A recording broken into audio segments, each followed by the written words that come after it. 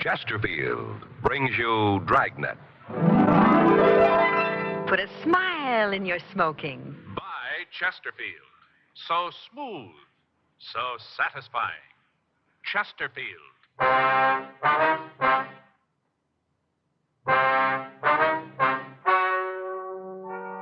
Ladies and gentlemen, the story you are about to hear is true. The names have been changed to protect the innocent.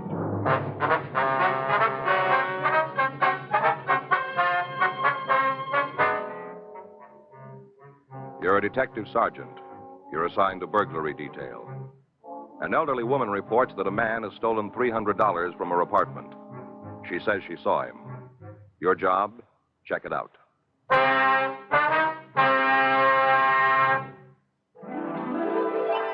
Put a smile in your smoking. Next time you buy cigarettes, stop. Remember this.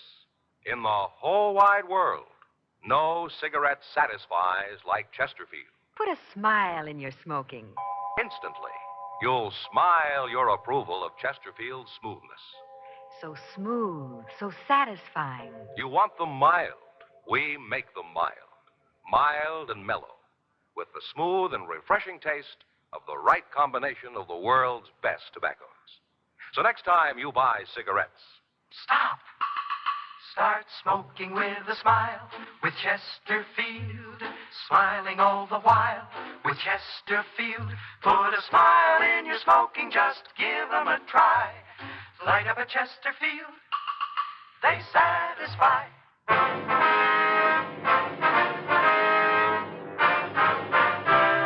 Dragnet, the documented drama of an actual crime. For the next 30 minutes, in cooperation with the Los Angeles Police Department, you will travel step by step on the side of the law through an actual case transcribed from official police files. From beginning to end, from crime to punishment, Dragnet is the story of your police force in action. It was Thursday, May 19th. It was sunny in Los Angeles. We were working the day watch out of burglary detail. My partner's Frank Smith. The boss is Captain Bernard. My name's Friday. We're on our way out from the office, and it was 3:47 p.m. when we got to a small apartment house on the corner of Olympic and 6th. The Topeka Arms. What's that lady's name again, Joe? Dunbetter, Martha Dunbetter.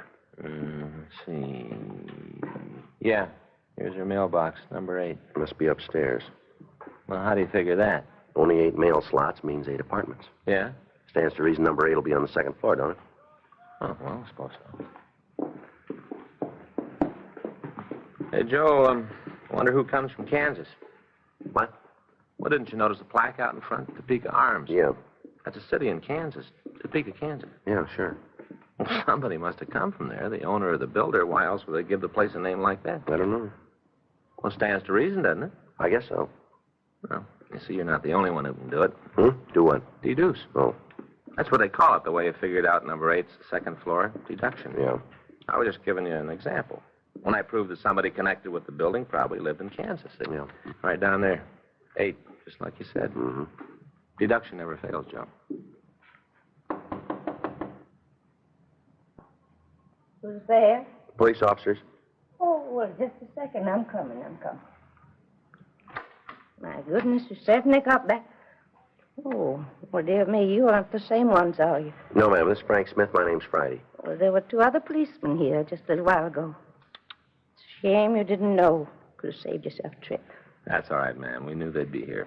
They're patrol car officers. They were in the neighborhood, so they answered your call. Oh, well, All right if we come in? Oh, my, yes. Oh, yes, please do. You're Mrs. Martha Dunbetter, is that right? No, not exactly. Oh? It's Miss Dunbetter. I'm still single. I see. Well, ma'am, would you mind telling us just what happened this afternoon? Oh, no, I don't mind at all. It's still quite clear. All right, would you go ahead? What was that, young man? As you go ahead about this afternoon. Oh, well, now, let's see. I fixed myself some lunch. And then I rid up the dishes. Must have been about 1 o'clock by the time I finished. All right. Afterwards, I put on my hat and I went down to the library. It's only a couple of blocks from here, the Grover Cleveland branch. Mm-hmm. I took back my books and checked out 2 fresh ones. All right. What happened next? Well, I come home, there it was. What's that? I come home, And there he was. Who? Well, that awful man. Well, just where was he? Here, in my apartment. No, I mean which room? Over there, the bedroom. I see. As soon as I come in, I heard him. At least I heard somebody moving around. First, I thought it was Mrs. Parker's manager. I know she sneaks into my apartment and noses around. Of course, she says she doesn't, but I know better. Mm-hmm. Well, I said to myself, I got her red-handed this time.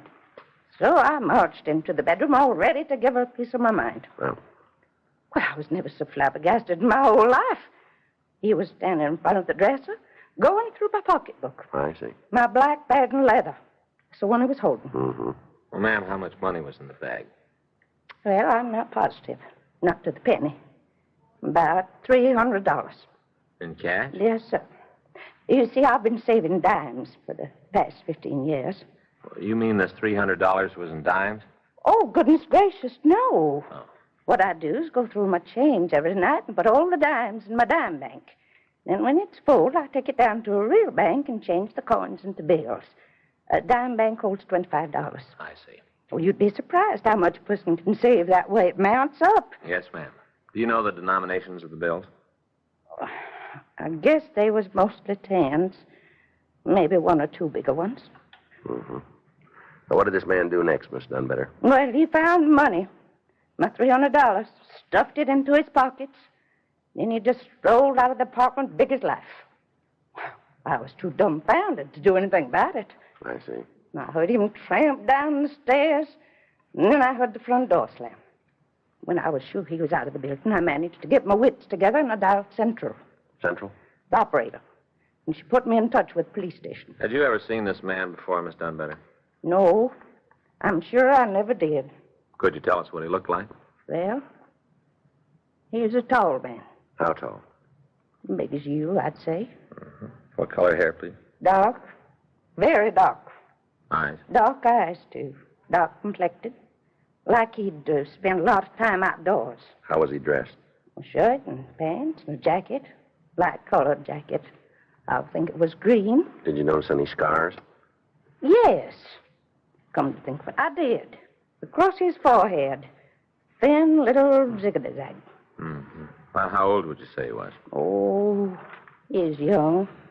35, maybe 40. You know if anybody else saw him? The other tenants? Well, I haven't talked to any of them. Haven't left the apartment since it happened. You live alone here, do you? Oh, my, no. My sister Bessie stays with me. Where is she this afternoon? Well, she went out of town for a few days to visit her grandson and his family. They come down from Oxnard to get her this morning. I see. Tomorrow's her birthday. She'll be 80. I expect they're going to have quite a celebration. Yes, ma'am. They're all carrying on. You'd think it was such an accomplishment. Well, it is a pretty ripe old age, ma'am. I don't see what's so ripe about it. After all, I'm nearly 79 myself. Oh, I know I don't look it. Everybody thinks there's at least 10 years between us. And Bessie is failing. Yes, ma'am. Just a couple more questions, Miss Dunbetter. Certainly, young man, certainly. What time was it when you got home from the library? 2:45. Maybe a few minutes after. No later than 3, though. I see. How'd this fella get into the apartment? Was the door locked? Well, I thought it was. I always try to remember to lock it whenever I go out, but sometimes I do forget. Well, I guess I did today. Mm-hmm. You think he'd recognize the burglar if you saw him again? I most assuredly would. Mm-hmm. Nothing about it with my eyesight. Well, that's fine. We'd like to take you down to the office with us and show you some pictures. No? Just to see if you can identify him. Well, I couldn't go like this. I'll have to change my dress first. Well, I'm all right for walking around in the neighborhood, but not for going downtown. Well, that's up to you, ma'am. I'll say Miss Dunbetter while I think of it. Who came from Kansas? Oh, I'm afraid I don't understand. Well, the name of this apartment, you see, is the Topeka Arms, so I figured somebody connected with it must have come from Kansas. Oh. You don't know who it was, do you? Well, now, let me think. Oh, yes, I remember. That was old Mr. Hendrickson's idea. Well, you don't say. Yes, he was the man who built this building. Well, now, that was, oh, goodness sakes, that was almost 35 years ago. My, how time flies. Yes, ma'am. How you like that, Joe? This Mr. Hendrickson came from Kansas. No. Minnesota. Minneapolis, as I recollect. Oh? But it was his idea just the same, calling it Topeka Arms. On kind of an article he read in the newspaper while the building was going up. Ma'am? Said there was more people in Southern California who come from Kansas than any other state. Mm-hmm. So Mr. Henderson figured the name Topeka would attract a lot of tenants. It's ridiculous nonsense. Said so at the time. There hasn't been a single solitary one. Oh. 35 years. Not a soul from Kansas has ever lived here.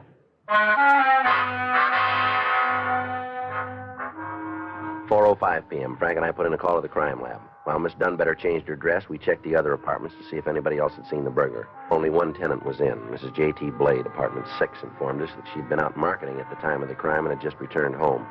4:16 p.m. Lee Jones and the crew from the crime lab arrived. They began their investigation, and we drove Miss Dunbetter down to the city hall. We checked the oddity file and ran the suspect's description and M.O. through the stats office, and they came up with 17 possibles. We pulled mug shots and showed them to Miss Dunbetter. She was unable to make an identification. 6:13 p.m. Lee Jones reported no useful fingerprints or other physical evidence in the apartment. 6:46 p.m. We drove Miss Dunbetter home and we went off duty. The next day, May 20th, 11:17 a.m. I'll get it. Burglary Friday. Who's that? Oh, sure. Yeah. When'd he come in? I see. Oh? Well, I wouldn't know. What's he look like? Mm-hmm. Yeah, we'd like to. Right. Thanks a lot. That was Chubb Starks. Who? You know, Stark, the bartender over at the Yellow Cat. Oh, yeah. What's he want? Guy came into his place last night. He was carrying a pretty big roll. He threw it around, bought drinks for the house. Yeah. Got kind of loaded and did some talking about how easy he'd picked up the dough. Just walked in again this morning. Huh. Sound like anything to you? And Chubb says he's about 6 foot, black hair. Yeah. Scar on his forehead.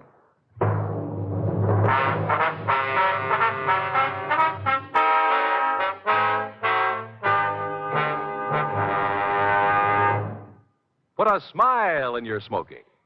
Next time you buy cigarettes, stop. Remember this. It's today's biggest cigarette news. Chesterfield is made the modern way with Accuray. The Accuray controller is the greatest improvement in cigarette making in years, and it's a Chesterfield exclusive. This amazing quality detective electronically checks and controls the making of your Chesterfield, giving a uniformity in smoking quality never possible before. So buy Chesterfield today. For the first time, you get a perfect smoke column from end to end. A perfect smoke column from end to end. From the first puff to the last puff, your Chesterfield smokes smoother. From the first puff to the last puff, your Chesterfield smokes cooler. From the first puff to the last puff, Chesterfield is best for you. Next time you buy cigarettes, stop. Remember, Chesterfield is made the modern way with Accuray. Put a smile in your smoking, just give them a try. Light up a Chesterfield, they satisfy.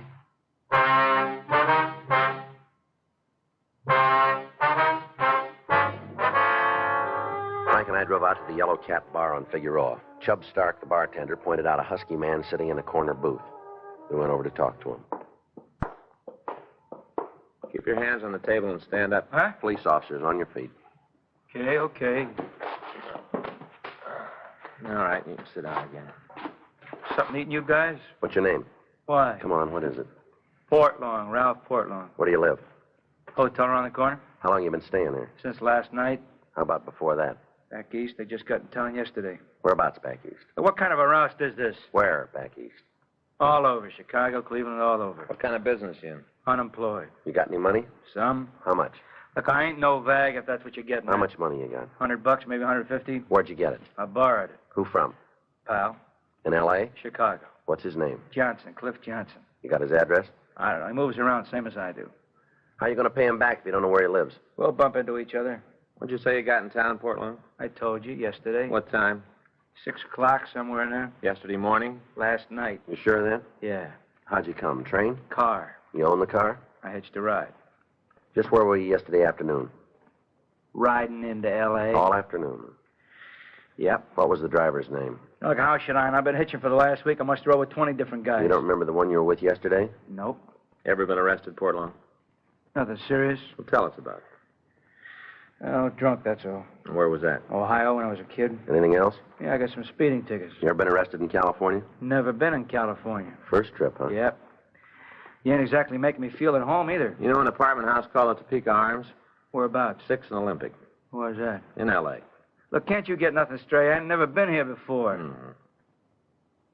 How about giving me an answer? Why the roust? All right, come on, let's go. What for? We'll show you the sights. For instance? City Hall. Frank and I took the suspect into custody for further questioning. 12:16 p.m. We ran the name Ralph Portlong through R&I. They had nothing on him.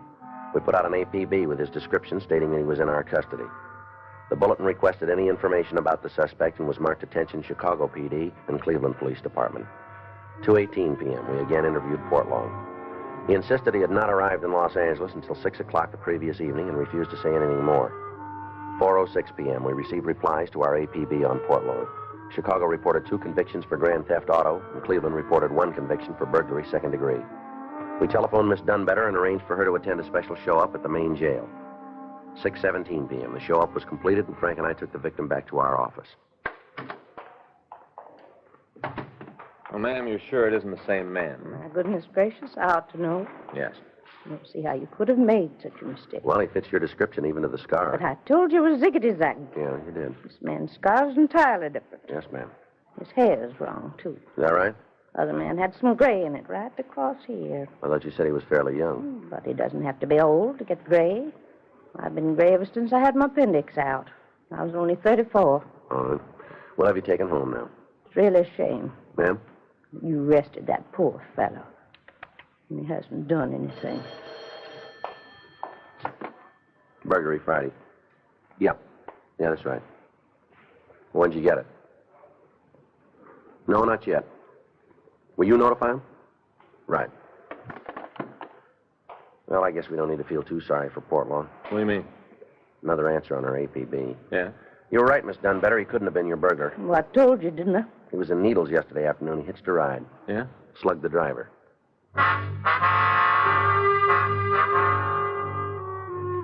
Ralph Portlong was held pending arrival of authorities from Needles. The investigation of the apartment house burglary continued. 2 more suspects were brought in for questioning. Both men succeeded in establishing alibis for the time of the crime. Monday, May 23rd, 1:48 p.m.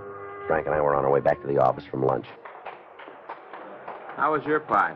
All right? Just okay, huh? I said it was all right. Lemon meringue, wasn't it? Yeah. I don't know, Joe. You should have had apple. Mm-hmm. I told you, stick with apple. You can't go wrong. The lemon was good. You didn't finish it. I was full. Yeah. Well, someday you'll learn. Learn what? Apple pie is always safe. You can't louse it up. Even a bad cook can. Well, I get a little tired of it once in a while, that's all. Well, no reason you should. You can switch it around so many different ways. Yeah, I know. Cheese, a la mode, hot sauce.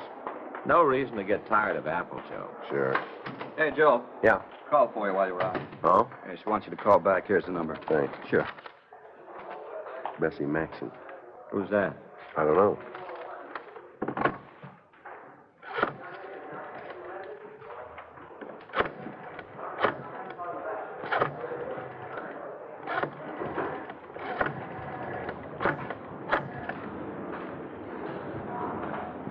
Mrs. Maxon?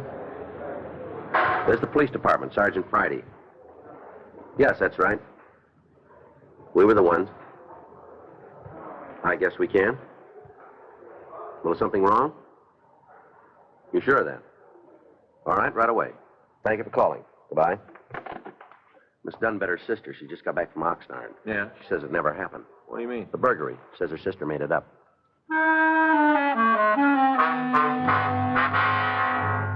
Frank and I drove out to the Topeka Arms, and we went up to apartment number 8. It was 2:17 when we got there. Somebody's coming again. Well, Well, what is it? Ms. Maxon? That's right, that's right. Well, my name's Friday. I just spoke to you over the telephone. No, yes, of course. This is Frank Smith. Oh, how do you do? I do, ma'am. Come right along inside. Thank you. I just don't know what to say. I suppose it's all my fault for going out of town. Should never have left Martha alone. Might have known she'd be up to something. Are you positively sure about this, Miss Maxon? About what? About what? That there wasn't any burglary? Oh, Never in a million years. Well, your sister gave us all the details. Play acting, that's all it was, play acting. She's done it all her life. Oh, I see. You mean Miss Dunbetter isn't... My sister is as sane as you are, if that's what you're driving at. Well, then why'd she tell us that story, do you know? Haven't got the vaguest notion. She simply won't give me any explanation. Oh, I see. If the story was true, why won't she face me? Why is she hiding? Hiding? The minute I told her I was going to call you, she locked herself in the bathroom. Is that right? Been in there for 2 hours now. She simply refuses to come out. Well, we'd like to talk to her if we can. Yeah, I'll try again. The fact that you're here may have some influence. You think we're getting a runaround, Joe? Sounds that way, doesn't it? Yeah. Martha? Martha, you come out of there this instant. Martha Dunbetter, do you hear me? The policemen want to talk to you. Now come out. The police are here. I won't never come out. I never heard of such childishness. You see, I'm not able to do a thing with her. Yes, ma'am. Maybe if you speak to her, she'll come to her senses. All right. Oh, sister carrying on like this. I don't know how I'll ever be able to hold my head up again. It's scandalous. Miss Dunbetter, this is Sergeant Friday. Miss Dunbetter, will you come out so we can talk to you? Miss Dunbetter? Well, it's about time. Whatever were you thinking of, Martha? What got into you? Not speaking to you, Bessie. Let's go into the other room. It'll be easier to talk there. Yes, sir. Not speaking to me, huh? Well, two can play at that game. And I assure you, I won't be the one who suffers. All right, ladies, would you like to sit down? Now, Miss Dunbetter, can we clear this thing up now? Your sister says there wasn't any burglary. Just how would she know she wasn't here, was she? I know because I know you. Yeah. And I know you never had $300 to your name. I did, too. Where'd you get it? Where'd you get it? None of your business. All right, now, how about it, Miss Dunbetter? Did you have $300? Well? Never said it was exactly 300. Not to the penny. $3 would be more like it. There happens to be a few things you don't know about, including my savings. A likely story. You never saved a penny in your life. What about my dime I bag? shook it the other day. I'll thank you to keep your hands off my property. Savings, indeed. If I didn't pay most of the expenses around here, you'd starve to death. I managed quite well before you moved in on me, Bessie, and I was perfectly happy living alone. Matter of fact, I preferred that arrangement. Well, maybe you'd like to try it again. Maybe I would. I'm sure it'd be money ahead. Ha! Don't you hark me, Bessie Maxim. You ought to see the way she eats. Gobble, gobble, gobble. She shovels it down. Stuff and nonsense.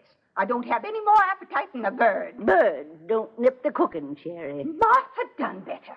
How can you say such a thing? Because I know it's true. I marked the bottle. Well, whatever I do, I don't fib to the police like some people I could name. Well, Miss Dunbetter? I made exaggerated respect. Mm-hmm. You mean to do no harm? I wonder if you know it's against the law to file a false police report. Against the law? There. You see? You're going to jail. I knew it'd happen. I knew that sooner or later you'd disgrace all of us. Why'd you do it? You must have had a reason, ma'am. I won't tell you. Not in front of her, I won't. Oh. Well, now, let's see. Would you mind waiting in the other room for a couple of minutes, Miss Maxon? I most certainly would. We'd appreciate it if you would. No, very well. Very well. You'd think I was the criminal around here. All right, Miss Dunbetter, tell us now, will you? It's very difficult to explain. Well, give it a try, will you? You see, it was all on account of her, Bessie. Go ahead. Started when we was little girls. It's because she's older. She's always lording it over me. Mom and Daddy always gave her everything first. Hand-me-downs, it's all I got. Bessie's hand-me-downs. I see. And when we grew up, I couldn't push myself very much. She's just the opposite, belle of the ball. She had a pick of all the young gentlemen in town. The only time they'd take me out was when Bessie was busy. I don't think she didn't let me know that I was second choice. The only reason she married a Horace because he took a fancy to me. Well, I had my pride, too. Wouldn't settle for her leftovers. That's why I stayed single. I see. The least you could have done was name one of her little girls after me. After all, I'm her only sister. Well, Miss Dunbetter, you still haven't told us why you reported the burglary. I'm telling you. Yes, ma'am. On account of her birthday. Well, that was the last straw. She hasn't talked about anything else for months and months. It's 'cause she's 80 years old, you'd think she was the Queen of Romania. A picture in the paper, people making a fuss about her. Well, I made up my mind that for once in my life someone was going to make a fuss about me. I see. To tell you the truth, I'm not a bit sorry I did it. I mean, yes, I should be sorry, but I'm not. I really enjoyed myself. And all those questions you asked me, like I was somebody. My name was in the papers, too. First time it ever happened. Kind of strange when you come to think about it, to live 79 years without ever seeing your name in print. Oh, but that wasn't the best part. Ma'am? The best part was Bessie not being able to horn in and take all the credit. Oh, I knew you'd find me out sooner or later, but I didn't care. I sure had the laugh on her. All the time she's in Oxnard being partied, I was having a little party of my own. Yeah. Well, you didn't need to put us through all this, Miss Dunbetter. You're almost 80 yourself. It's over a year away. When you're my age, you can't be sure of anything. Yes, ma'am. Besides, even when I'm 80, Bessie will still be ahead. How's that? She'll be going on 90.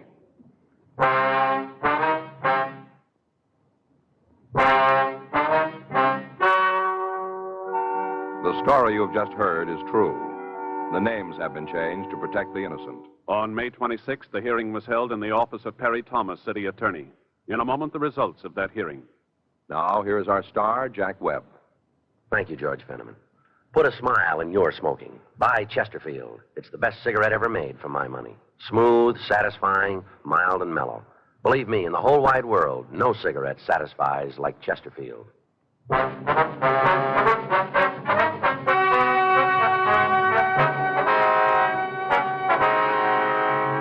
Due to the advanced age of Miss Martha Dunbetter, and because of her assurances that she would never repeat her actions, no charges were filed against her.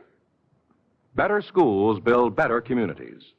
Join and work with your fellow citizens who are actively seeking to improve educational conditions.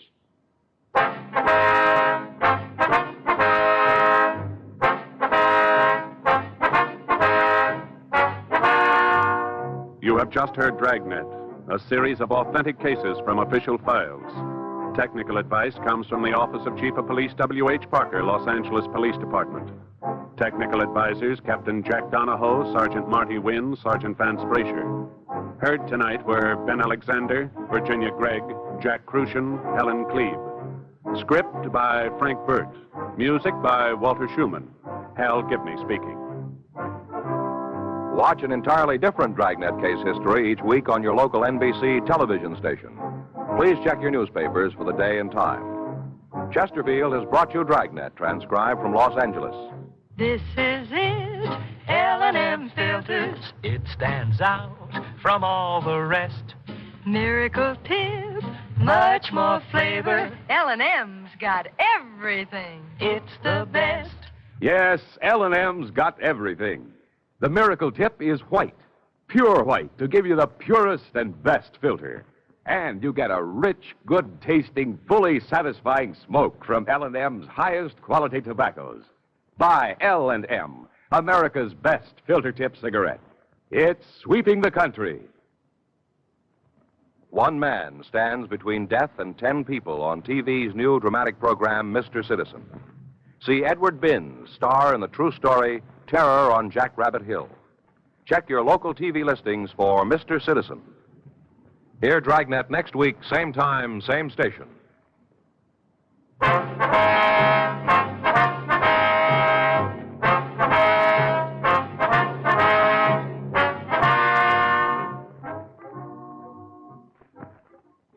Lux Radio Theater presents Barry Sullivan in Rope of Sand tonight on the NBC Radio Network.